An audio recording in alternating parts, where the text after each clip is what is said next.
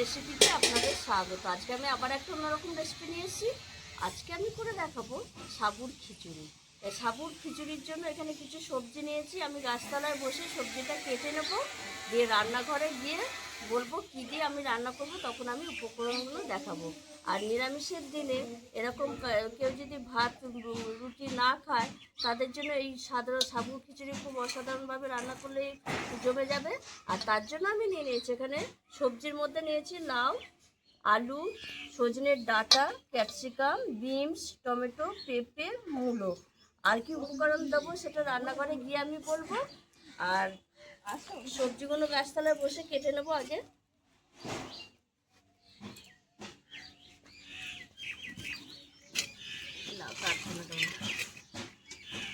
সবজিটা আপনাদের ইচ্ছে মতো আপনারা দেবেন, ঘরে যেরকম সবজি থাকবে সেইভাবেই দেবেন। আমার কাছে যা ছিল আমি সেই সবজিগুলোই দিচ্ছি। এতটা লাউ লাগবে না, এক ফালি দেবো।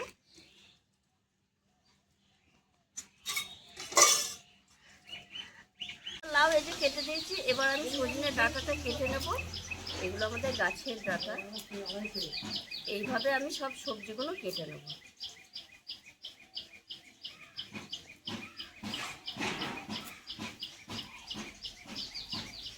এই সাবুর খিচুড়িটা কীভাবে করবো প্রথম থেকে শেষ পর্যন্ত ভিডিওটা দেখবেন, স্কিপ করে দেবেন। আর ভিডিও ভালো লাগলে লাইক, শেয়ার, সাবস্ক্রাইব করতে একদমই ভুলবেন না। এইভাবে আমি সব সবজি কেটে নেব। দেখুন বন্ধুরা, কাটাকুটি সব হয়ে গেছে, কেটে সব জলে ধুয়ে নিয়ে এসেছি। আর এখানে নিয়ে নিয়েছি আমি এই যে 250 গ্রাম সাবু, মুগের ডাল আছে 250 গ্রাম, টমেটো কুচি, নুন, কাঁচা লঙ্কা, চিনি, আদা বাটা, ঘি, কালো জিরে, হলুদ, শুকনো লঙ্কা, তেজপাতা। আর কিছু লাগবে না। প্রথমে আমি সাবুটা একটু ভেজে নেব। সাদা তেল দিয়ে দেবো একটু কড়াইয়ে।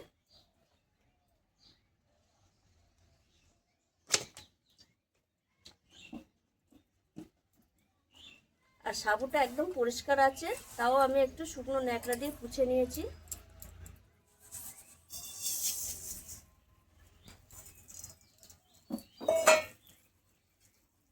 এবার আমি ভেজে নেব।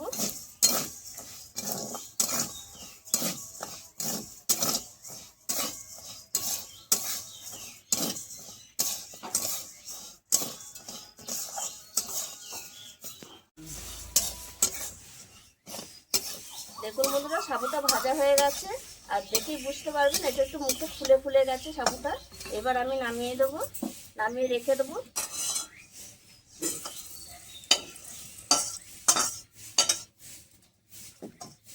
এবার আমি মুগের ডালটা একটু ভেজে নেব।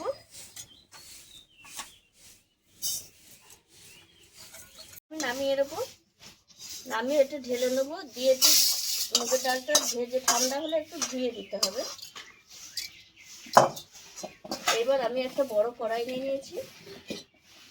এই কড়াইয়ে রান্নাটা করব।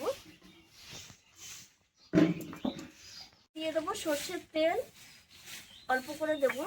শুধু সবজিগুলো একটু ভেজে নেবো কাঁচা গন্ধটা চলে যাওয়ার জন্য।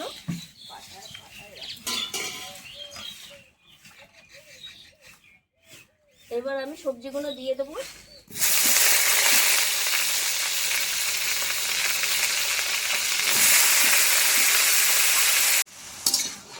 সবজি আমি খানিকক্ষণ ভেজে নিয়েছি। এবার আমি স্বাদ মতো লবণ দেবো।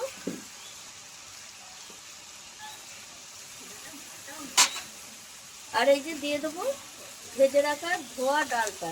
ভেজে রেখে আমি ধুয়েছি মুগের ডালটা, এবার এর সঙ্গে মিশিয়ে নেব।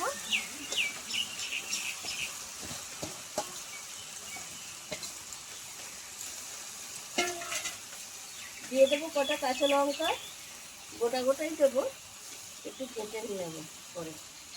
দিয়ে একটু নেড়ে ছেড়ে নেবো ডালের সঙ্গে সবজি। আর এই কারিটা কতটা করবো। এবার আমি জল দিয়ে দেবো।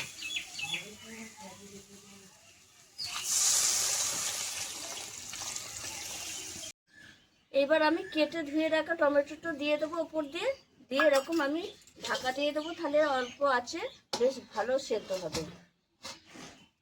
জ্বালানিটা লো টু মিডিয়ামে রাখতে হবে, তাহলে ডালটাও ভালো সেদ্ধ হবে আর সবজিটাও সেদ্ধ হয়ে যাবে।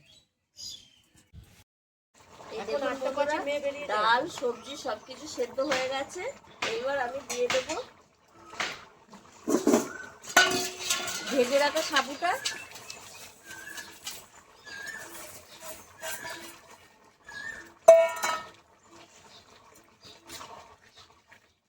সাবুটা একটু নেড়ে ছেড়ে দেবো। সাবুটা একটু সেদ্ধ হবে, 5 মিনিট এটার সঙ্গে ফোটাতে হবে ডালের সঙ্গে।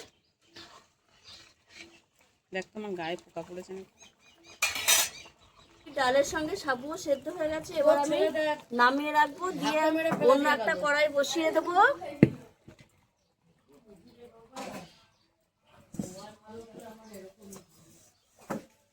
এবার আমি কড়াইয়ে ফোড়ন দিয়ে দেবো। দিয়ে দেবো সর্ষের তেল,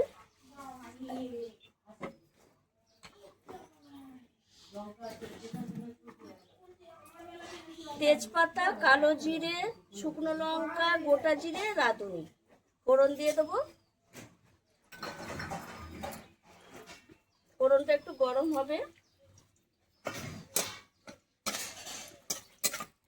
ফোড়নটা ভাজা হয়ে গেছে। এবার আমি একটু হলুদ গুঁড়ো দিয়ে দেবো এর মধ্যে। এবার দিয়ে দেবো আদা বাটা,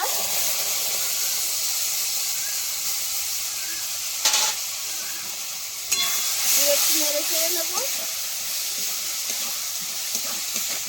এর জন্য একটু চিনি দেবো,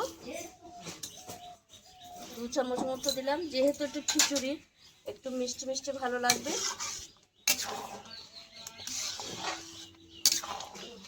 2 মিনিট ফুটে উঠবে, তারপর আমি ঘি দিয়ে নামিয়ে দেবো। ঘি দিয়ে দেবো। ঘিটা দিলে খিচুড়ি মানে একটু ঘি দিলে খুব ভালো লাগে খেতে, আর যেহেতু একটু নিরামিষ।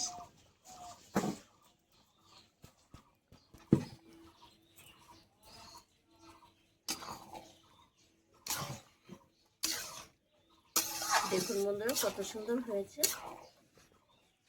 নিরামিষের দিনে আপনারাও